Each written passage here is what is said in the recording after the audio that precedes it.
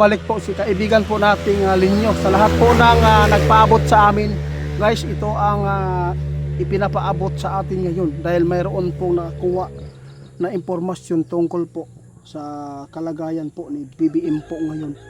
Ito po yung nakakatakot, nakakabahala po itong impormasyon na ipinapaabot sa atin dahil po mayroon po talagang nakuhang impormasyon, kaya nandito tayo sa ating kaibigan. Gusto kong magtanong kung totoo po ba itong na ipalabas sa social media, kaibigan. Oo. Tungkol po sa kay BBM, mayroon po mga supporters natin nakakuha ng impormasyon. Gusto daw niyang malaman ang totoo. Si BBM daw napabayaan po ng kanyang asawa at ang mga anak po ay hindi po inaalagaan ng maayos kahit may sakit na. Ito po yung nakakaawang impormasyon na ating nakuha. Kaibigan, totoo po ba ito?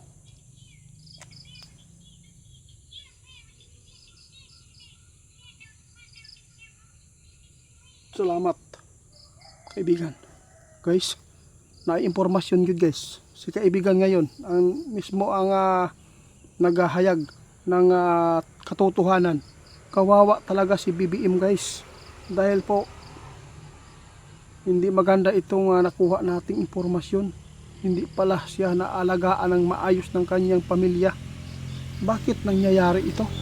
Kung hindi ito pagtuunan ng pansin ng kanyang pamilya, guys, delikado po ang buhay daw ni BBM ngayon, guys. Kung lumala itong sakit niya, guys, posibleng ikakamatay po talaga niya ito, kaibigan.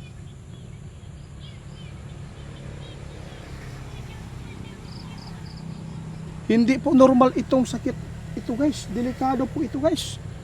Pwedeng maging cancer daw ito, sabi ng ating kaibigan, at may kaparehas itong sakit na pumanaw lang noong 2025. Kaya sa lahat ng makapanood sa amin, pakishare po ito, guys, dahil hindi po ito magandang balita na kukuha natin. Tapos si kaibigan, kung hindi ito mag-ingat si BBM, guys, siguradong lalala talaga itong karamdaman niya at pwede niyang ikamatay ito kung hindi ito alagaan ng kanyang pamilya. Kung totoo man itong balita ngayon na hindi inaalagaan ng kanyang asawa. Bakit po?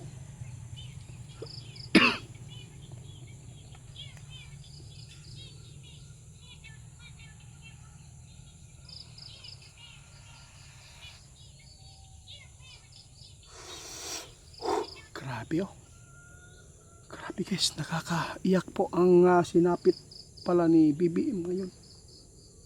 May nagpaabot din sa ating nakapanood sila kay Amy Marcos, nagpahayag ito. Halos iiwan na lang daw si BBM sa bahay ng kanyang asawa, hindi daw inaalagaan. Totoo kaya ito, mga idol? May video po itong nakuha, kaya ipinapaabot sa atin. Gustong itanong kung totoo po ba ito. Totoo talaga ito, mga idol. Napapabayaan talaga nila. Hindi nila alam, guys, na hindi ordinaryong sakit po yung dumapo. Kaya BBM, pwede daw itong ikakamatay, sabi ng ating kaibigan, kung hindi ito agad malunasan at kung hindi ito alagaan ng maayos, kaibigan.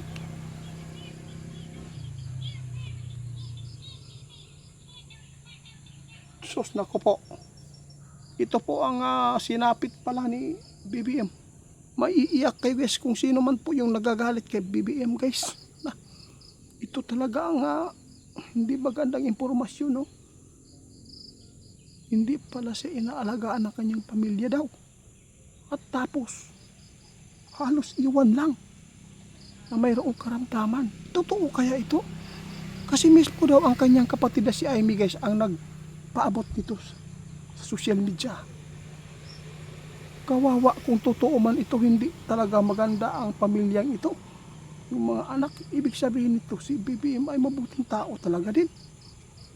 Pero, guys, intindihin at timbang-timbangon nato karon. Kung tingnan natin si BBM, guys, parang kontrolado talaga siya nila Romualdez at ni Lisa. Kaya sinabi na po ng ating kaibigan noon na may puso talaga ito. Pero kung saon man ang kayang puso, madala man siya sa mga ungihong sa uban, Guys, tandaan natin guys. Ngayon, ang mga impormasyon na pinapaabot sa atin, lalo na si kaibigan, kung hindi ito madali, delikado ang buhay ni President dito. Kaibigan, salamat po ha. Delikado daw. Kaya sa lahat ng makapanood, kami po ay naghikayat sa inyo na ipanalangin na lang na ito po ay gumaling pa. Kung mayroon man siyang mga kamalian sa mundong ginagawa, ang Panginoon na lang po ang magdesisyon nito. Kasi wala naman tayong karapatan para magbigay ng parusa. Alam kong mayroon kong nasasaktan tungkol po sa pamumuno ni PBBM. Pero wala tayong magagawa kung ito man po ay nakatadhana din sa panahong ito.